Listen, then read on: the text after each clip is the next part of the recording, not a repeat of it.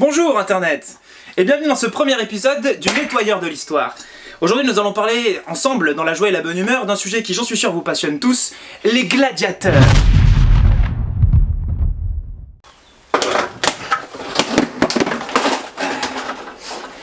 Alors à moins d'être né, d'avoir grandi, vécu et d'être mort au beau milieu de l'Antarctique, je suis sûr que vous avez tous au moins une petite idée, même très vague, de ce que peut être un gladiateur. En effet, en plus des éventuelles connaissances de chacun sur l'époque romaine, la culture qui nous berce depuis au moins 150 ans a très largement su puiser dans le sujet, que ce soit par le biais de la littérature, de la télé, du cinéma ou même du jeu vidéo. Mais est-ce que toutes ces visions modernes reflètent bien une réalité ? Est-ce que les gladiateurs de la Rome antique ressemblaient vraiment à ce qu'on peut voir aujourd'hui dans les livres ou dans les films, avec l'hyper-violence d'un Spartacus ou d'un Maximus ? Est-ce que c'est une pratique rétrograde d'antiques fanatiques de la violence, ou est-ce que c'est un sport de combat noble et codifié ? Générique.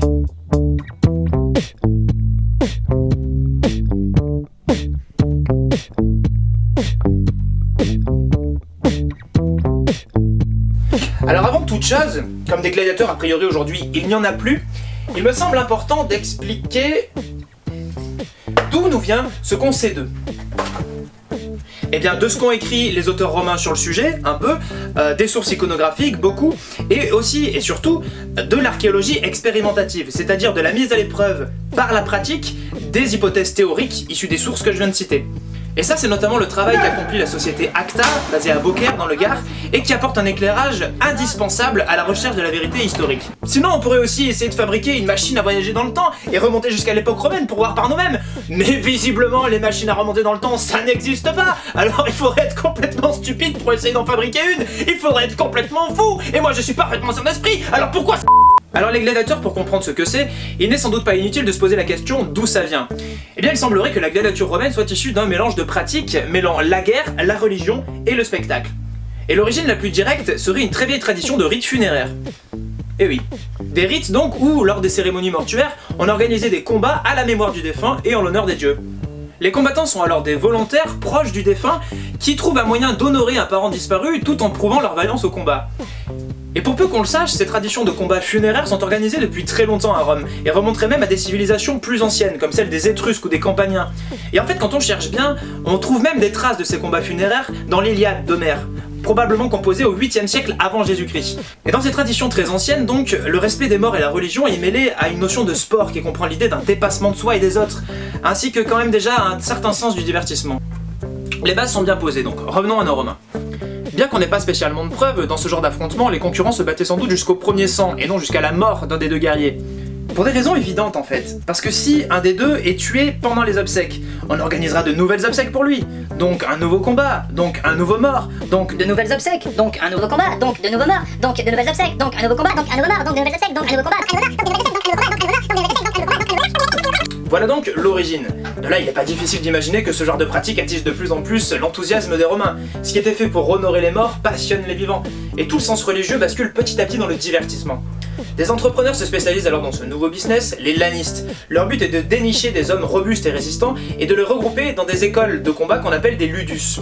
Là, les futurs gladiateurs sont entraînés à devenir des combattants hors pair pour pouvoir fournir de beaux combats au public qui lui n'attend que ça. Et ces combats ils sont organisés en plein air, sur des reliefs artificiels ou naturels pour que les spectateurs surplombent la scène. Et par manque d'infrastructures adaptées, on organise parfois aussi ça dans des théâtres ou des cirques. Et là c'est le moment pour un petit point de vocabulaire. Ça, c'est un cirque. On y organise généralement des courses de chars qui tournent autour de cette grande épine dorsale. Et ça, c'est un théâtre. Issu du théâtre grec, on y joue des comédies, des tragédies, enfin du théâtre quoi.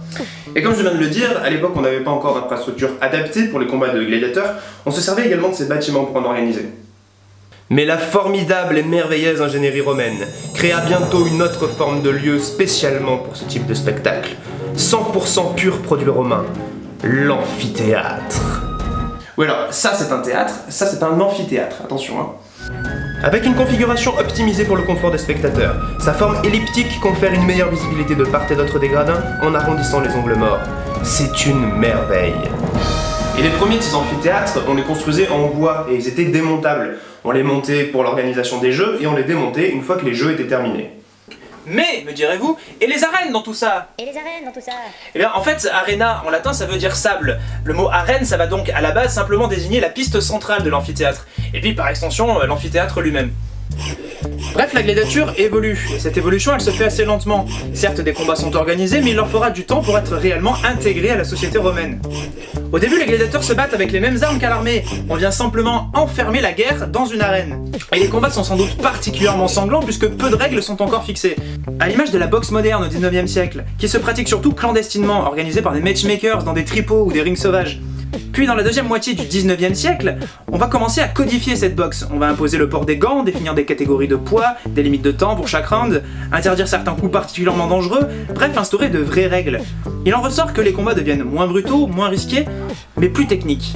Et il s'est sans nul doute passé à exactement la même chose avec la gladiature à Rome. Le sport s'est institutionnalisé.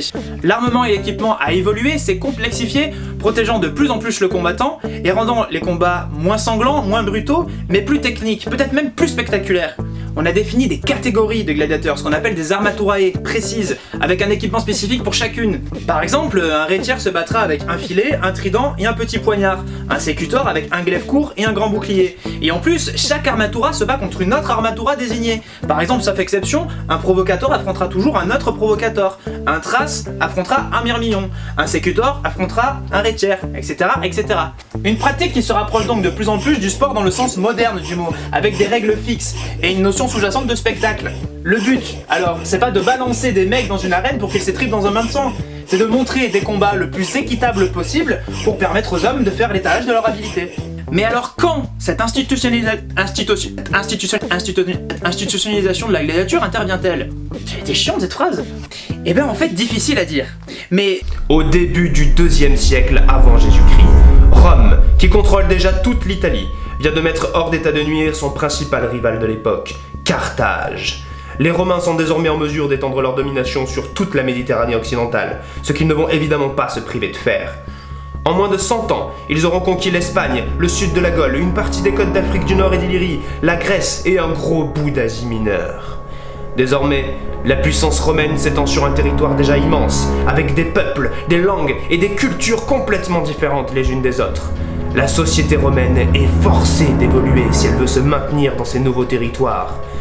À la fin de ce 2e siècle avant Jésus-Christ, le consul Marius lance des réformes pour restructurer l'armée en profondeur. Les institutions de la République évoluent avec, et avec elles, la société tout entière. voilà. Et c'est dans ce contexte-là qu'on peut placer l'institutionnalisation de la gladiature.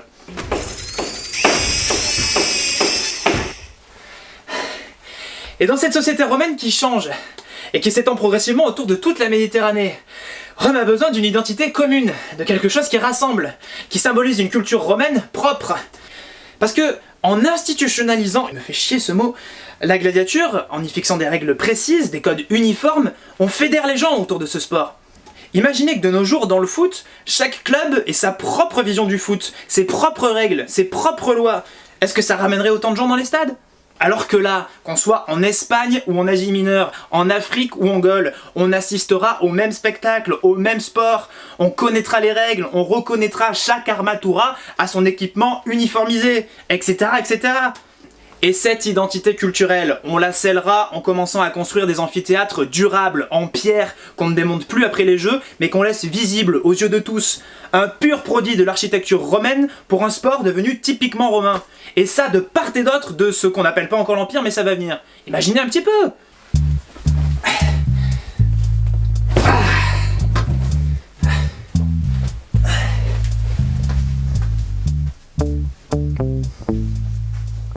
C'est vrai parce que maintenant qu'on a expliqué où et comment, on sait toujours pas le plus important. Qui sont ces mecs qui se mettent sur la gueule? Eh bien en fait on peut facilement imaginer que les évolutions dont on vient de parler vont considérablement augmenter le nombre de volontaires.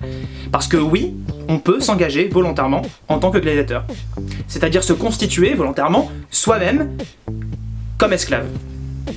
Et se vendre à un laniste. Et il y en a même beaucoup qui le font. En fait la majorité des gladiateurs de cette période sont sans doute des volontaires. Pourquoi ? Déjà quand on parle d'esclaves dans la société romaine, on pense tout de suite aux forçats qui travaillent dans les mines ou sur les galères. Alors oui, ça en est, mais certains ont un sort beaucoup plus enviable, hein. Certains sont architectes, précepteurs, secrétaires, comptables, et leur existence est souvent bien meilleure que les citoyens les plus pauvres. Alors oui, ils n'ont pas de droits civiques et ils peuvent être mis à mort sans jugement. Bon. Mais gladiateur ça paie bien, ça paie même très bien. Sans compter la célébrité pour les meilleurs, la gloire dans l'arène, tout ça, tout ça. Certains ont vite fait de peser le pour et le contre. Alors bien sûr c'est risqué, faut avoir les tripes bien accrochées, sans compter que c'est pas super bien vu par la société, parce que la position de gladiateur elle est vue comme avilissante, infâme. D'ailleurs ça ne se fait pas comme ça. Le citoyen romain qui veut devenir gladiateur, bon déjà il doit trouver un laniste qui veut bien de lui, et en plus il doit passer devant un magistrat pour signer un contrat très officiel et prononcer un serment dans lequel il renonce officiellement au statut de citoyen romain, avec ses droits et ses devoirs, pour acquérir le statut d'esclave. Et en fait c'est surtout ça qui est déshonorant pour un romain, parce que chez eux la citoyenneté c'est sacré, et l'homme qui y renonce volontairement est frappé d'une infamie qui le poursuivra même après sa libération. Parce que oui, par contre ce qu'il faut bien préciser, c'est qu'on est rarement gladiateur à vie. La plupart obtiennent leur libération après un certain nombre de combats ou des prestations particulièrement appréciées. Du coup, ça peut créer des vocations. Surtout que le gladiateur a beau être frappé d'infamie, il peut devenir une véritable star, à l'image des grands sportifs actuels. Et oui, c'est un sport qui mobilise des foules entières. Et certains gladiateurs pouvaient même être considérés comme les champions de toute une ville, voire se faire ériger des statues, comme un empereur ou un dieu. Donc en gros, ils mettaient leur honneur de côté pour devenir riches et célèbres. C'est vraiment une civilisation de barbares.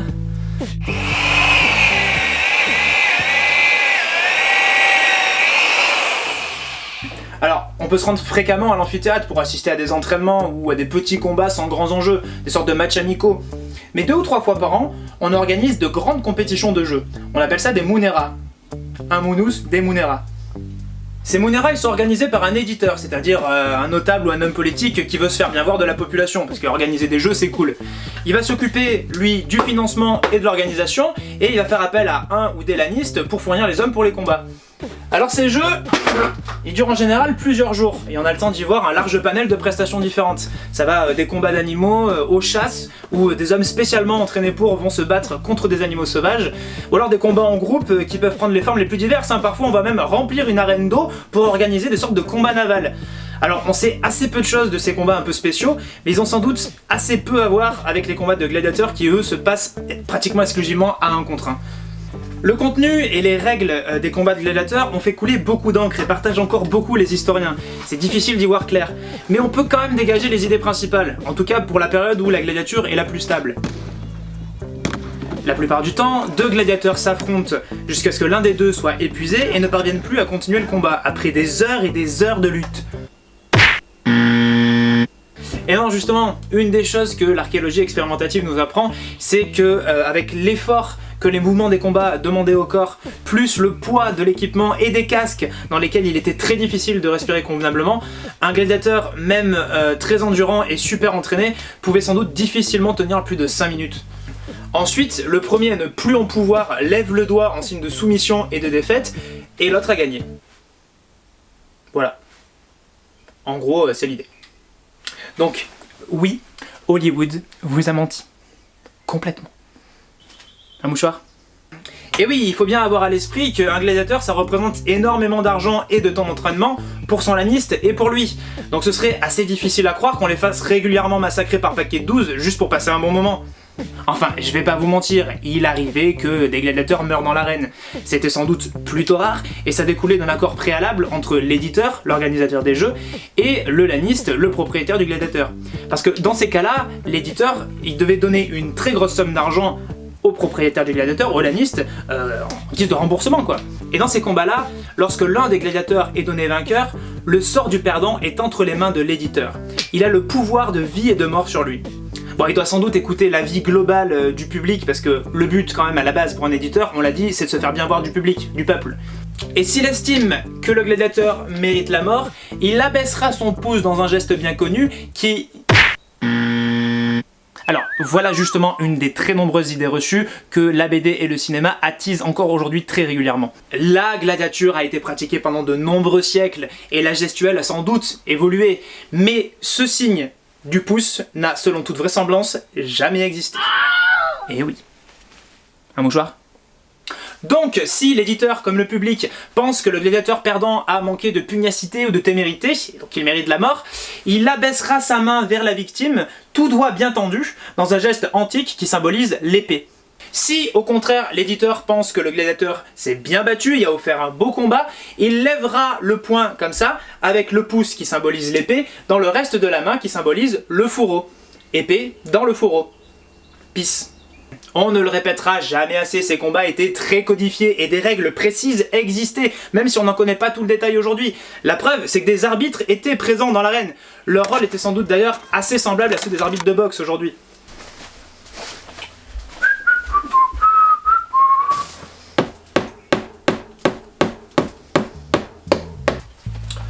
On l'a vu, la gladiature a traversé les siècles et n'a pas toujours eu la même forme. D'abord pratique religieuse et symbolique, elle se transforme petit à petit en combat populaire, puis s'institutionnalise à la fin du 2e siècle avant Jésus-Christ, pour devenir une sorte de sport-spectacle, comparable sur beaucoup de points à n'importe quel sport qu'on pratiquerait aujourd'hui. Un sport très viril certes, et qui peut aboutir à la mort d'un des concurrents, mais c'est sans doute à cette époque assez rare. Puis, ce sport se violentise et devient une sanglante caricature de lui-même, destinée à détourner la colère grondante des Romains, avant d'être définitivement interdit au début du 5e siècle après Jésus-Christ. Et c'est de cette dernière période, relativement courte par rapport à la durée de vie générale de la gladiature, que vient la plupart des clichés qu'on connaît aujourd'hui, et qui nous présentent les combats de gladiateurs comme de cruelles et barbares mises en scène de la violence et de la bestialité de l'être humain. Sans compter que tout ça a été largement exagéré par les auteurs chrétiens du début de notre ère. Parce que les chrétiens, ils refusaient de se rendre à l'amphithéâtre, lieu contraire à leur vision du monde. Donc pendant les grandes persécutions, ils finiront par se rendre de force au beau milieu de l'arène, pour les mises à mort. D'ailleurs, ça aussi, ça a contribué à l'image néfaste qu'on a aujourd'hui des jeux de l'arène. La confusion entre combat de gladiateurs et mise à mort des condamnés, qui était souvent un petit peu mise en scène avec des phoques, des crucifixions, des bûchers, pour rendre le truc un peu fun. Mais ce sont deux choses complètement différentes.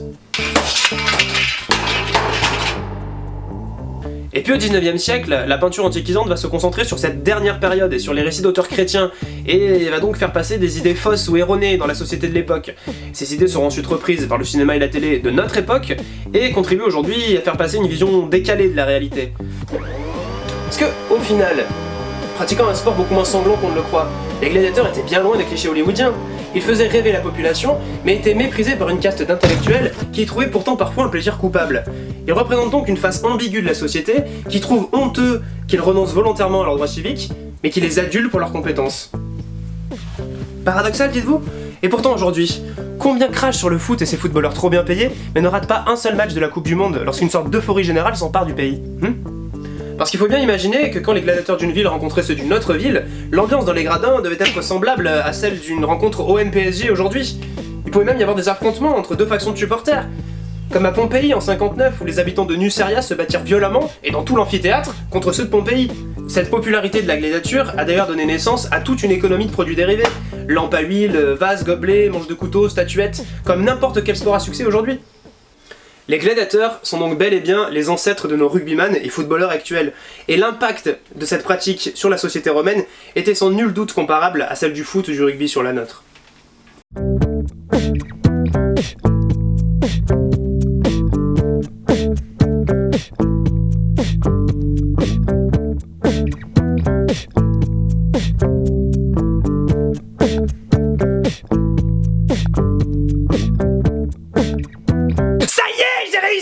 Il disait que j'étais fou, mais j'ai réussi! J'ai enfin percé le secret du voyage dans le temps! Il ne me reste plus qu'à brancher ces deux prises ensemble et...